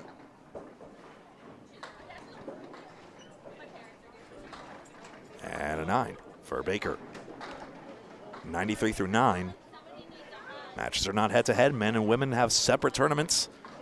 Top 6 women. And in the larger men's field, the top 24 men will advance to a special skins game. We're playing for cash every single frame. You just sounded like Pat Sajak. We're playing for cash. Yep. Oh, yeah, newer Wheel of Fortune, of course. Yeah. Ryan Seacrest, you're cool, too. This one is close. Callie denied a double. She wanted that one. Yeah, but Ryan Seacrest is no Pat Sajak, unfortunately. No, he's not. But he's doing a wonderful job with that show. He'll be fine. There's a spear for Baker. Yep, 4 horsemen and an 8-pin. Better than 4 horsemen left and a 9. That's a tougher one to take out. Callie, stay on target. Yes, off the wood and good. Spare on strike. 99, 109 plus the ball, 103 plus the ball. Kim needs a 7 fill for a 110. This is good shooting, and we've still got one more string of this. Madison Riva and Sharon Britton coming up next. That's going to be good. You might want to drink all that water you have in your bottle before we get them on.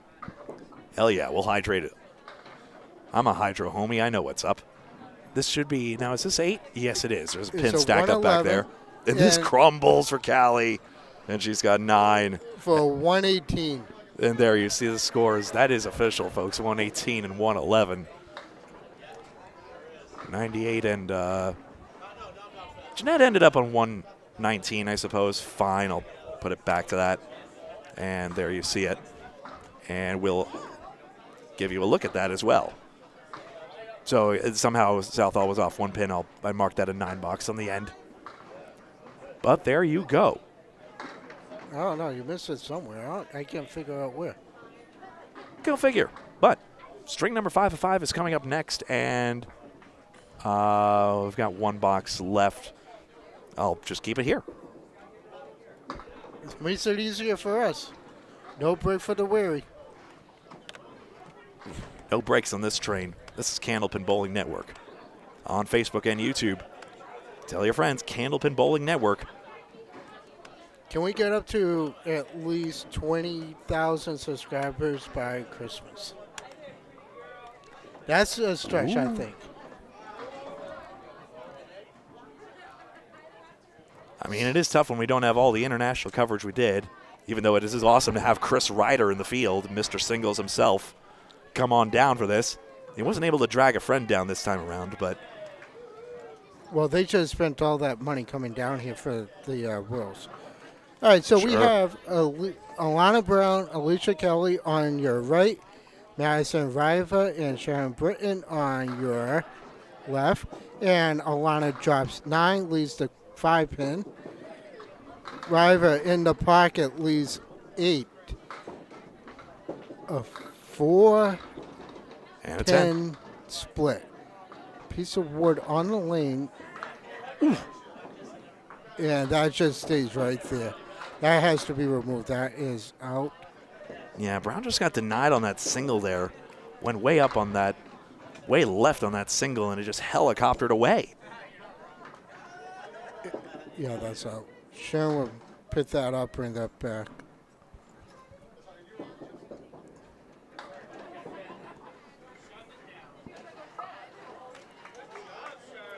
And there you see the Penny Lane Bar and Grill. We were mentioning the great restaurant adjacent to Bangor Brewer Lanes.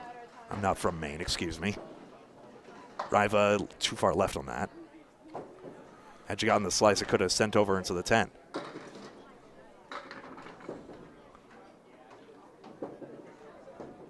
Team bottom shelf referring to one of the Mixed Worlds teams. Oh, Paul, a PG special right there. What do you know? But 10 and 10 for the pair of them. Match is not head-to-head, and I've marked that in the wrong spot. Excuse me. Last qualifying string. We'll probably get more coverage of the men, just odds would have it. Oh, boy. Lucky us to have all the women for these 5 strings Oh, boy. qualifying action. Look what Alana has. Spread eagle plus the 9. And as Bronchuk would say, Oh, no. We've seen some great splits here. Brown again accurate, but can't get it to go, and Riva converts. that should be 2 in a row for Riva. It could have been. Should have been. Yeah, only one inaccurate shot. Brown, that's a good out there. Didn't quite get the object pin per se, but got more than half the rack on the third ball. I have a lot of respect for Maddie. She's one heck of a bowler. Back in her Candlepin for Kids days, she actually made the 7-10 split without a piece of wood on the deck. Incredible. She's crushed this spare fill, and she's got 8. The pins don't stand a chance with her. If you want to rate the top female bowlers of the game today, Maddie is right up there.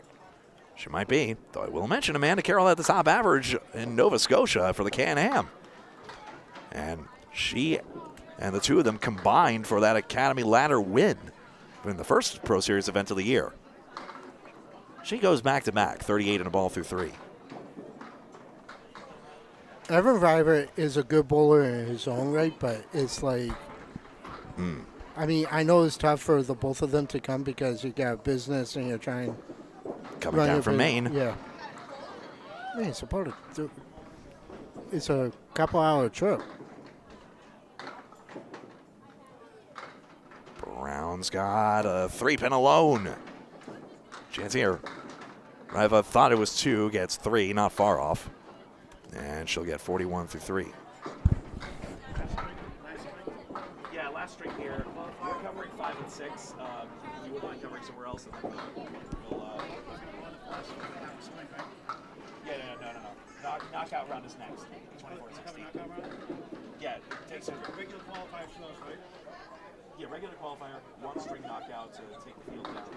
Maddie with a 7-10 split. Alana Brown makes her. What we don't, I suppose. I guess That would be one match. a 9 for Maddie. 9 for Maddie. And 9. That goes for 10 for Brown. Thank you. I know you were talking about Paul, so. Had to be director at the same time. Now we're back at it. Alana Brown. So Yeah. Paul's going to cover something on Yeah, we'll 13 through 24. Yeah, in reality, we'll probably coordinate that after. But Yeah. yeah, there should be a simultaneous stream. Knowing Paul, this will probably be on YouTube alone. And Oh, this one- what a shot by Brown. Yeah, that check mark was strung together nicely. So anyway, as I was saying, I have a lot of respect for Maddie. Maddie is by far one of my favorite female bowlers. And no offense to Sasha Zernicki and Tony Marie Baldinelli, Maddie is in her own class. Yeah, That's the kind of professional bowler she is. those are some names, I tell you. Sasha Zernicki and Tony Marie Baldinelli. I don't think it's outrageous, though. If Tony Marie and Stacia was still bowling, you could put Maddie in that category. I would love to see Maddie bowl against them. I really would. It would be interesting to see on who would take everything from out of those 3. Pins continuing to crumble for Sharon Britton, Sharyn Britton. Her father is a.k.a. Coach. Lane Britton, we heard from him a lot on Friday Night Pro League. Alicia Callie gets a spare, so does Sharon Britton.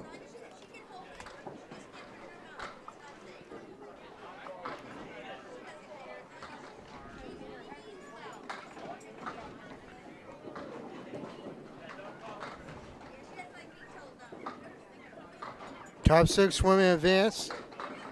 Top 2 get a bye. The men top 24.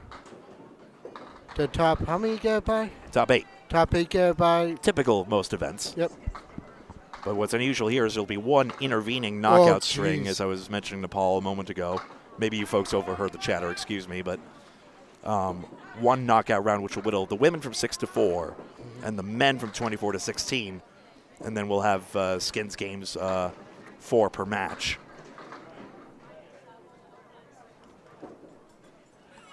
Oh, Golly. come on, get over.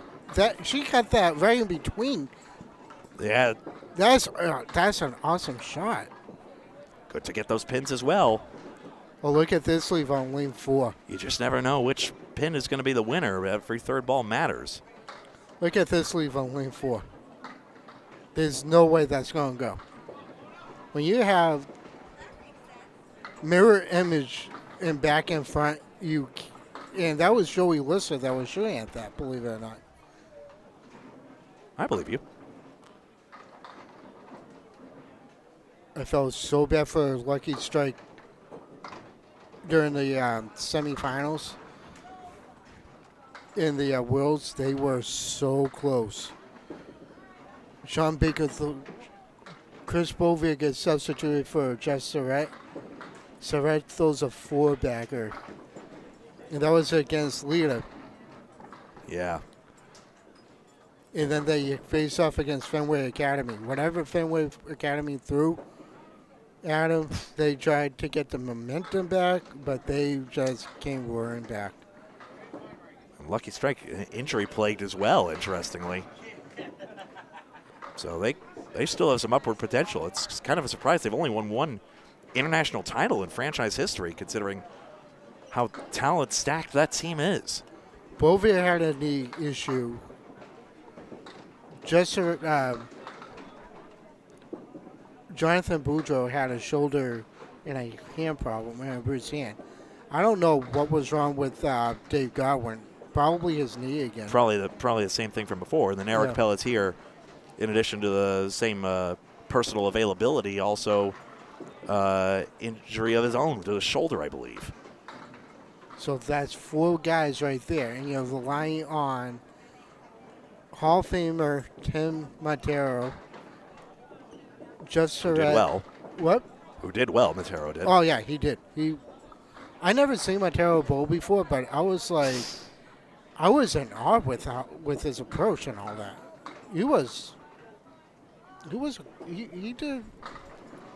He did great, but Joey Lesser pretty much was pretty much carrying. Tough going out there for these bowlers. A couple of singles getting away for Callie, unfortunately, and then Britton denied by the wood. Jokingly, whenever it comes up in conversation, even Jordan Britton, her brother, confides she's probably better. But Jordan had a great Atlantic Candlepin singles tour match in his own right, where he got 593, but got beaten by Wynn Trafton's first ever 601. You can find that match on YouTube. Callie drops 9. Britton with Actually, Chesterco's no, favorite. Callie drops 8. She has a half. What's her standing? Excuse me. Wood in the middle, though. This should help out. Thank goodness the standing pins alone is nigh impossible to get when you're aiming at it. Actually, now she doesn't have a favorable piece of wood to help her out with the front pin. You have to hit the 2-pin dead on in order to convert this. Yeah. One takes 2, you'd think. It's so much easier hitting this when you have a full rack.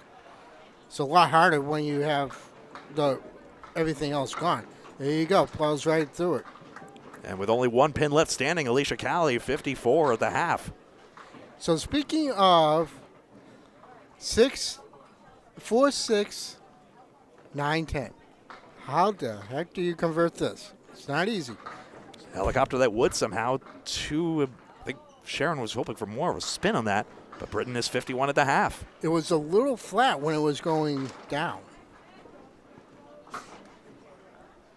Back to Madison Riva and Alana Brown.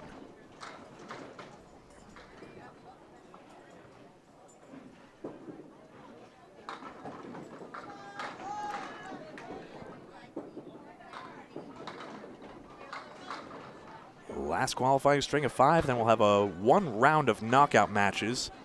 Who we cover is to be determined. Brown put 7 on her mark, 54.5. And then the skins game where we're playing for cash every single frame, culminating in a final skins game, 1 string, $100 a frame.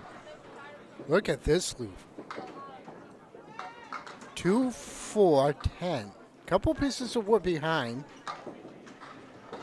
Nice. Oh, what a shot. What a shot. That was pretty. That's a dandy, I tell you. When Seems like she made minimal use of the wood as well. Maddie only left 2 pins standing this whole entire string. She is really something else, like I said.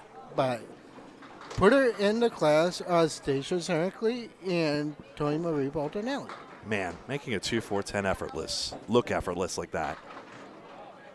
I think guys on the men's side shoot at that and it doesn't go for them. She just makes it look easy. 9 drop for Alana Brown. Yeah, Fill ball. Pins keep crumbling. And, the fill it. Good fill. Terrible leave. 4-9. And not a piece of wood to help. But with the way Maddie's ball works, I think she has a legit shot making this. Yeah, my wife's a 49er fan. I don't think she'd be a fan of this. Interesting. She wants the wood. I wouldn't play the wood. I would just play the 4-pin and try and cut it back into the back. Well, she's capable of generating that sidewall action. Thought she could in that case. She'll take 10 instead. Brown takes 9. When she just played the 4-pin, that would have taken out the 9. Because it stayed up long enough for it to go into that spot. Yeah, I saw her give a look as well.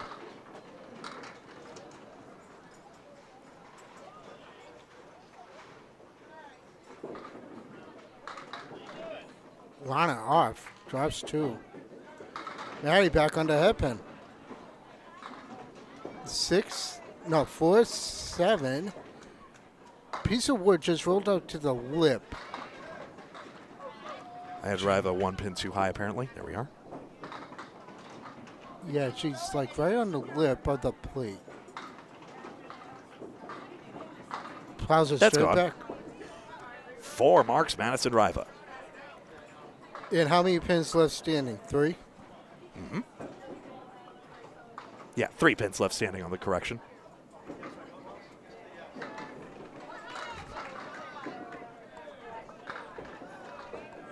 Another PG special for Alana Brown. Yeah, 5-pin cluster goes nicely. Sorry, I'm enamored by one of the kids here at Boutwell's.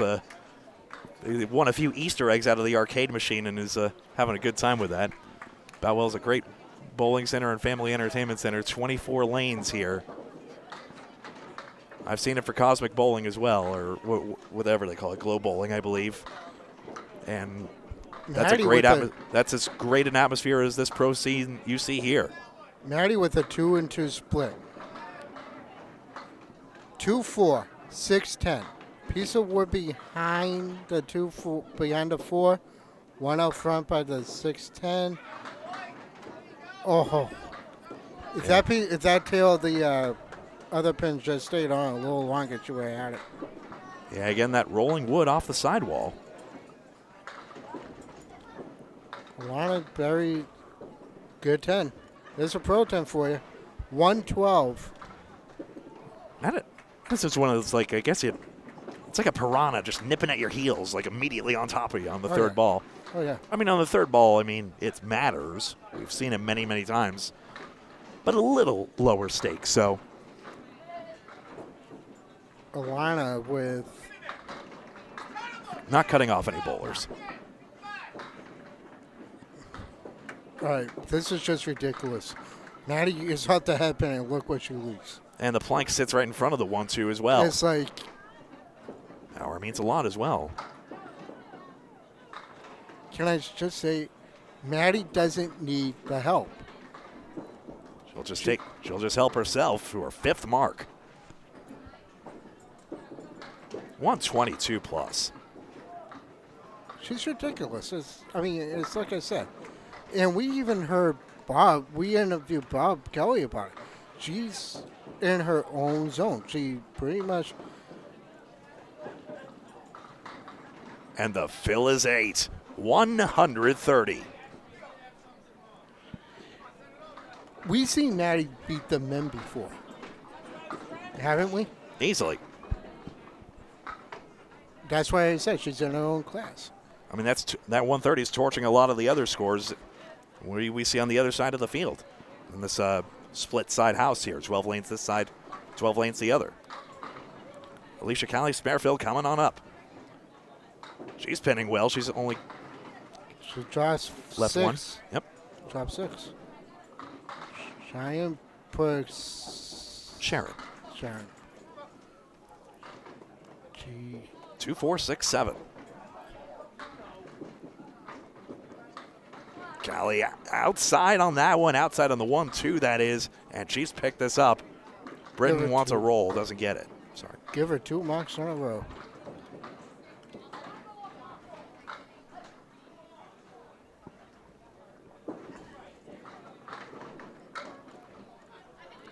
I recognize I'm using Excel just kind of in plain view more than I usually do, but PBA does it too, literally on their overhead scoreboard. So if mainstream bowling can do it, I can do it too. You need to get your other tripod back. One day. Well, I'll just get a new one.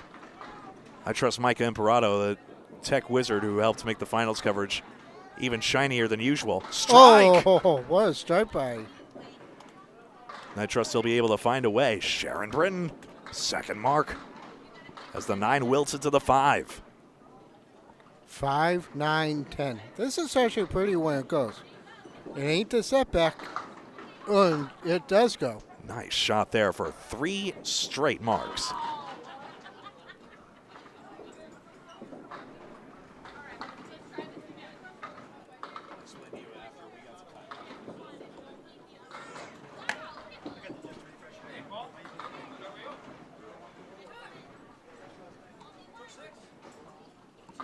Callie into the 2 pin, that takes out 4.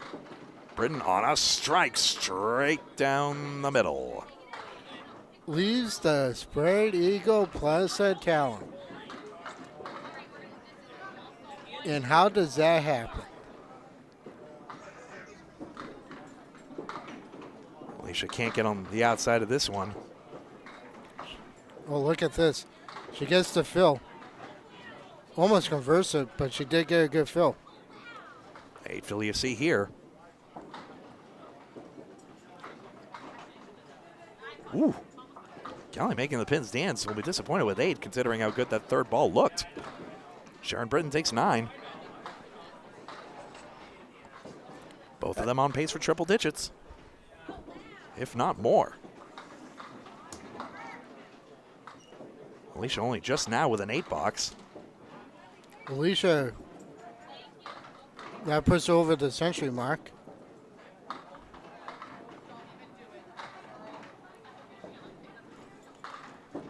One, 2, 7. Britton's got the 3, 4, 6, 10. At least it's not parallel pins up front. That's the only solace. Her try. Wow. Just a 1, 7. And Britton takes out the 3. The pin won't dance across. Folks, this is Candlepin Bowling Network. If you wouldn't mind liking the video by hitting the thumbs up button on whatever platform you're watching on, that'll help out other people see this video later on. Get the word out about our favorite version of bowling here in Northeast North America, Candlepin Bowling. It's a little late for station ID, isn't it? I do it my way. Yes, you do. I had to do station ID at the Friday Night Pro League a couple weeks ago before the Worlds. Please note that the FCC does not monitor Candlepin Bowling Network. And Unless we're stupid about it. 3 and 2 split for Alicia. And a diamond for Miss Britton. Let's see if she makes it, because we've seen the diamond a couple times and neither one of them went. Callie, look at this Oh, one. what a shot. And what again. shot. Again, a 3 and 2 conversion here on our featured lanes at Boutwell's. And the diamond doesn't go again. Don't worry, Lister. We saw your 3-1 as well in lane 4. That was a good shot, too. Britton takes an 8 box. That'll be 105. Callie shooting one more time to bust into the 120s. 118 plus the ball. 2 for 120. I don't mind hand-waving Joey Lister there. His accomplishments are obvious, and we will see many more of his highlights in the years to come here on CBN. Final ball is crushed in the pocket. Will one of you get over, please? Nope. No worries. She'll just hit the button and not stick around for that. 8-fill, 126. Thus ending our qualifying rounds and thus ending this first stream. But folks, please like and follow on Facebook and subscribe on YouTube so that you're in the know about the future bowling content coming up, including our knockout and skins coverage coming up. That'll all be one stream, even with that preliminary knockout phase as well. Are you sure about that? Oh, yep. Okay. I said it. I didn't say it. I declared it. Anyway, on behalf of Kevin Burns here, my name is Greg Gouillart. Thank you very much for watching this broadcast, and we will see you very soon for the next one.